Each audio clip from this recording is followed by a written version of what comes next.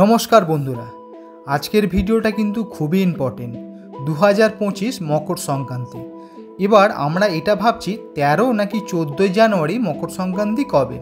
তো আজকের ভিডিওতে আমি সব কিছু বলবো, মকর সংক্রান্তি কবে ও এর শুভ সময় সমস্ত কিছু থাকবে এই ভিডিওতে। যে সমস্ত বন্ধুরা এই চ্যানেলে নতুন, অবশ্যই কিন্তু চ্যানেলটা সাবস্ক্রাইব করে পাশে থাকা বেল আইকনটি প্রেস করে অল করে দেবে। তো এবারে বলবো মকর সংক্রান্তি 2025 কবে। তো মকর সংক্রান্তি হলো হিন্দুদের একটি প্রধান উৎসব। এই পৌষ মাসে সূর্য যখন মকর রাশিতে প্রবেশ করে তখন এই উৎসব পালিত হয়।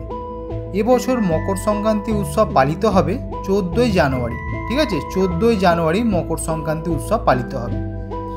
ঋতু পরিবর্তনও শুরু হয় এই মকর সংক্রান্তি থেকে। এই দিনে কিন্তু স্নান এবং দান করলে কিন্তু খুব বিশেষ যে উপকারটা পাওয়া যায়। এই উৎসবে সূর্য দেবতা তার পুত্র শনির সাথে দেখা করতে আসেন। এই উৎসবের সঙ্গে সূর্য এবং শনির যোগ আছে, বিশেষ যোগ আছে।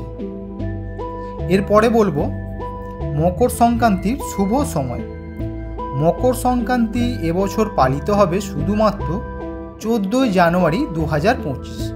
ঠিক আছে বন্ধুরা, 13 জানুয়ারি কিন্তু নয়, 14 জানুয়ারি 2025 মকর সংক্রান্তি পালিত হবে।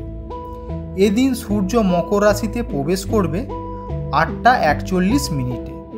পঞ্জিকা অনুসারে মকর সংক্রান্তি পূর্ণকালের সময় হল 9:03 থেকে সকাল 9:03 থেকে 5:46 পর্যন্ত। আমি আবার বলছি, সকাল 9:03 থেকে বিকেল 5:46 পর্যন্ত এই সময়টা কিন্তু শুভ সময়, মহাপুণ্যকালের এই সময়টা।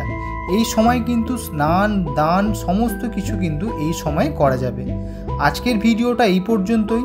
এর পরের ভিডিওতে কিন্তু মকর সংক্রান্তি নিয়ে সমস্ত কিছু তথ্য, কোন রাশি কি দান করলে কি হবে কি না হবে সমস্ত কিন্তু এর পরের ভিডিওতে থাকবে।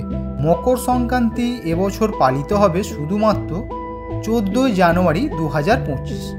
ঠিক আছে বন্ধুরা, 13 জানুয়ারি কিন্তু নয়, 14 জানুয়ারি 2025 মকর সংক্রান্তি পালিত হবে।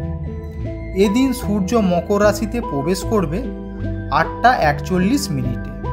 পঞ্জিকা অনুসারে মকর সংক্রান্তি পূর্ণকালের সময় হল 9:03 থেকে সকাল 9:03 থেকে 5:46 পর্যন্ত। আমি আবার বলছি, সকাল 9:03 থেকে বিকেল 5:46 পর্যন্ত এই সময়টা কিন্তু শুভ সময়, মহাপুণ্যকালের এই সময়টা।